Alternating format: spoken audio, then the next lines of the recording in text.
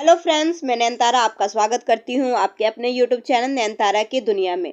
और आज मैं आपको बीरबल की कहानी सुनाने वाली हूँ जिसका टाइटल है बीरबल जैसा कोई नहीं। तो चलिए देर ना करते हुए कहानी की शुरुआत करते हैं।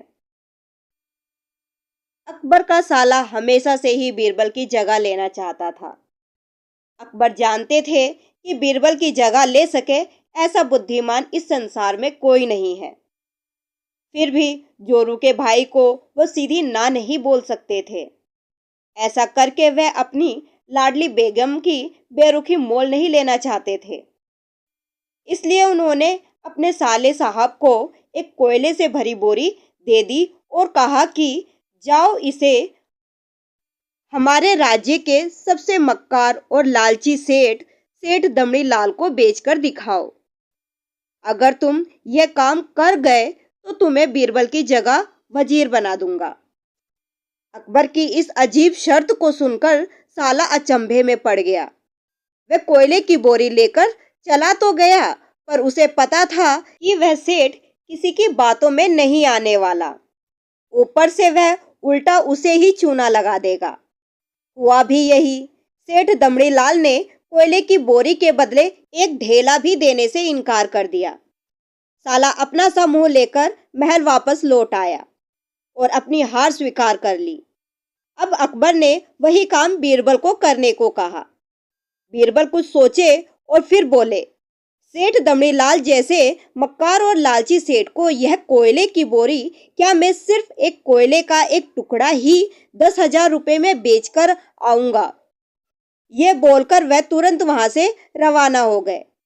सबसे पहले उसने एक दर्जी के पास जाकर एक मखमली कुर्ता सिलवाया, हीरे मोती वाली मालाएं गले में डाली, महंगी जूती पहनी और कोयले को बारीक सुरमे जैसा पिसवा लिया। फिर उसने पिसे हुए कोयले को एक सुरमे की छोटी चमकदार डिब्बी में भर लिया। इसके बाद बीरबल ने अपना भेष बदल लिया और एक मेहमान घर में रुककर इश्तिहार दे दिया कि बगदाद से बड़े शेख आए हैं जो करिश्माई सुरमा बेचते हैं, जिसे आंखों में लगाने से मरे हुए पूर्वज दिख जाते हैं और यदि उन्होंने कहीं कोई धन गाड़ा है तो उसका पता बताते हैं। यह बात शहर में आग की तरह फैली। सेठ दमड़ी लाल को भी यह बात पता चली। उसने सोचा जरूर उसके पूर्वजों ने कहीं न कहीं धन गाड़ा होगा। उसने तुरंत शेख बने बीरबल से संपर्क किया और सुरमे की डिब्बी खरीदने की पेशकश की। शेख ने डब्बी को 20,000 रुपए मांगे और मोल भाव करते करते 10,000 में बात तय हुई। पर सेठ भी होशियार था। उसने कहा, मैं अभी तुरंत ये सुरमा लगाऊंगा और अगर मुझे मेरे पूर्वज नहीं दिखे तो मैं पैसे वापस ले लूंगा। बीरबल बोला, बिल्कुल आप ऐसा कर सकते हैं। चलिए शहर के चौराहे पर चलिए और वहां इसे जांच लीजिए। सूरमे का चमत्कार देखने के लिए भीड़ इकट्ठा हो गई। तब बीरबल ने ऊंची आवाज में कहा, ये सेठ अभी ये चमत्कारी सूरमा लगाएंगे और अगर ये उन्हीं की औलाद हैं जिन्हें ये अपना माँ बाप समझते हैं तो इन्हें उनके पूर्वज दिखाई देंगे और गड़े हुए धन के बारे में बताएंगे। लेकिन अगर आपके माँ बाप में से किसी ने भी बेईमानी की होगी और आप उनकी औलाद नहीं होंगे तो आपको कुछ नहीं दिखेगा।